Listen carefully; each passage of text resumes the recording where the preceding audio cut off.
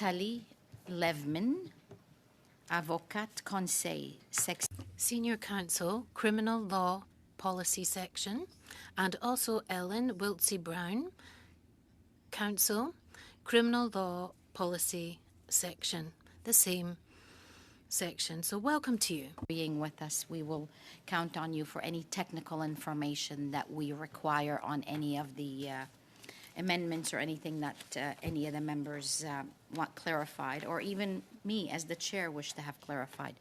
So I'm ready to start with clause by clause. I just want to give a few instructions first, as I'm mandated, I think, to do. So as you all know, it's an examination of all the clauses in the order in which they appear in the bill. I will call each clause successively, and each clause is subject to debate and a vote. If there are amendments to the clause in question, I will recognize the member proposing it, who may explain it. The amendment will then be open for debate.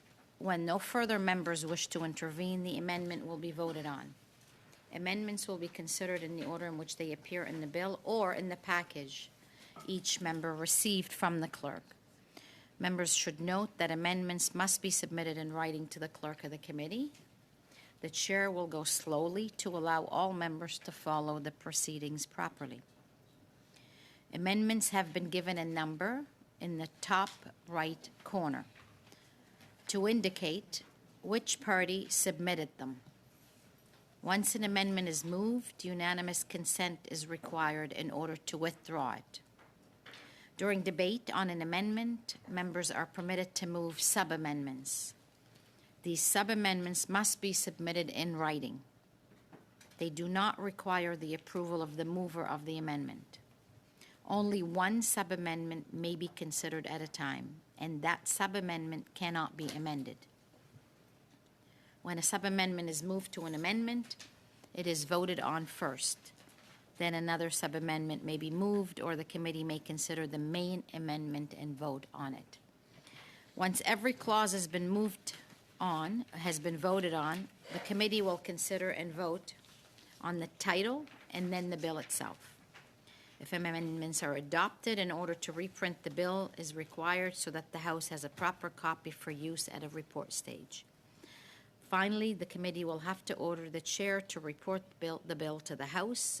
That report will contain only the text of any adopted amendments as well as an indication of any deleted clauses. So I will now move to clause by clause consideration. I'm going to use these notes. These were your notes. Okay.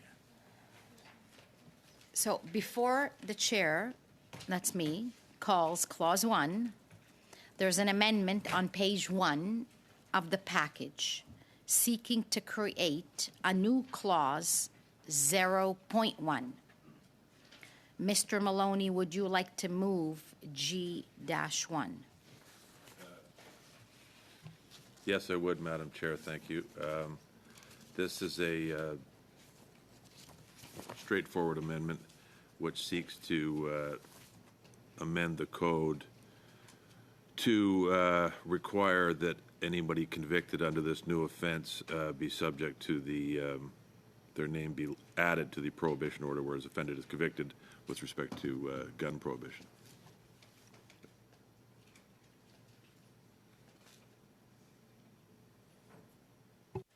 Shall G-1 carry, or does anyone have anything to say on that?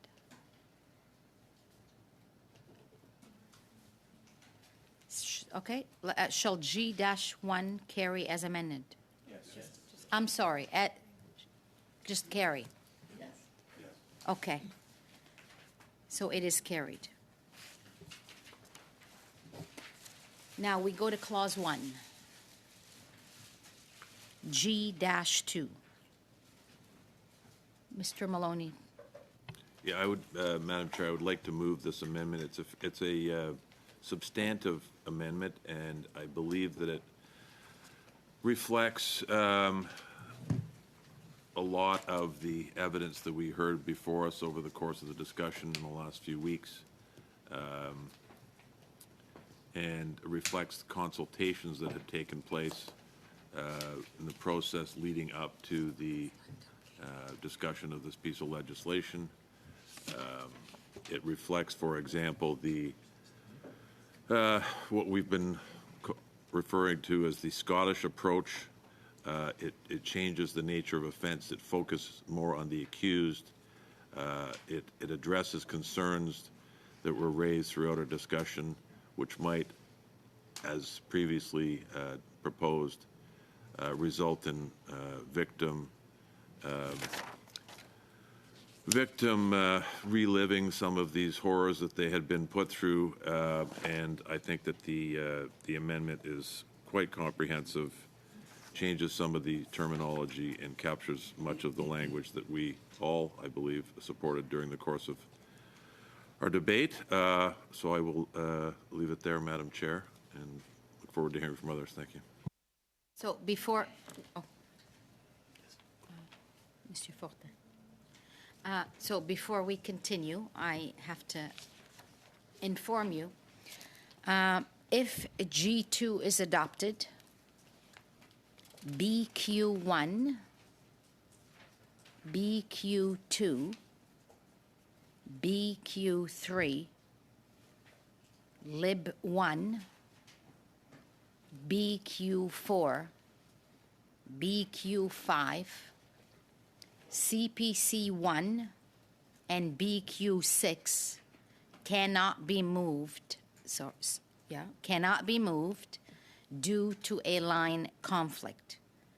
As House of Commons Procedure and Practice, 3rd edition states on page 769, amendments must be proposed following the order of the text to be amended. Once a line of a clause has been amended by the committee, it cannot be further amended by a subsequent amendment, as a given line may be amended only once. I now have a list of speakers. Can you also put Mr. Moore?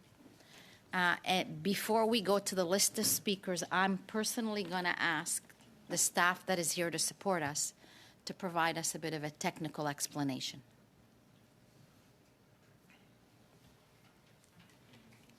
Thank you, Chair. I'd be very pleased to give a technical overview of the various components of the proposed provisions in this motion.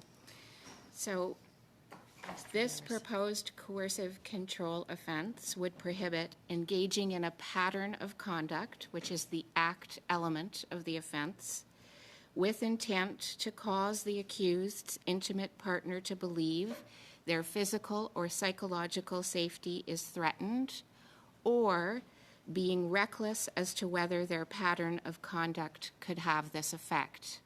This is the fault or mental element of the offense.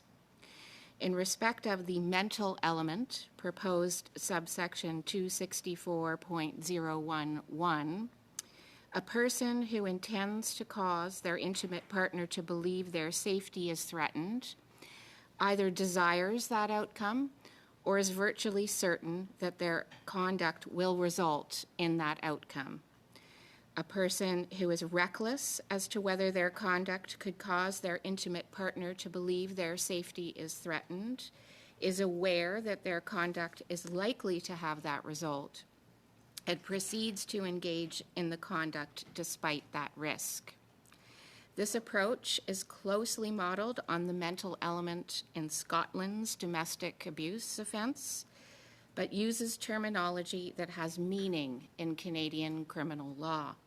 For example, intimate partner is defined in Section 2 of the Criminal Code to include current or former spouse, common law partner, or dating partner.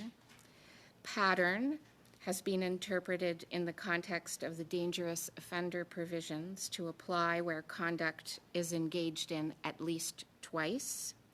And safety has been interpreted in the criminal harassment and human trafficking context to include psychological safety. Now moving to the act element of the offense, proposed subsection 264.012.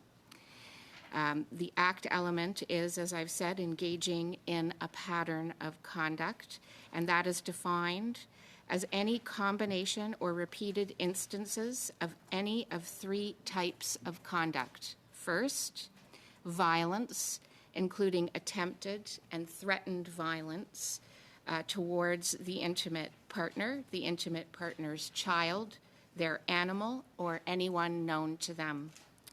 Second, coercing or attempting to coerce the intimate partner to engage in sexual activity. And third, conduct that could, in all the circumstances, reasonably be expected to cause the intimate partner to believe their physical or psychological safety is threatened. Notably, the first two categories of conduct constitute criminal conduct in and of themselves, and the last category encompasses subtler forms of conduct that are generally non-criminal behaviors in other contexts. The definition of this third category of conduct is informed by the Criminal Code's definition of exploitation for the purposes of the human trafficking offenses, which uses an objective test and relies on the concept of physical and psychological safety. Appellate jurisprudence interpreting that definition clarifies that the test is objective, meaning that the focus is on whether the conduct could reasonably be expected to have the prohibited consequence and not on whether it actually had that consequence. In particular, proof that the victim actually feared for their physical or psychological safety is not required to meet the test. A non-exhaustive list of examples of this third category of conduct is provided to assist criminal justice practitioners in identifying conduct that could reasonably be expected to cause a complainant to believe their safety is threatened, including more subtle forms.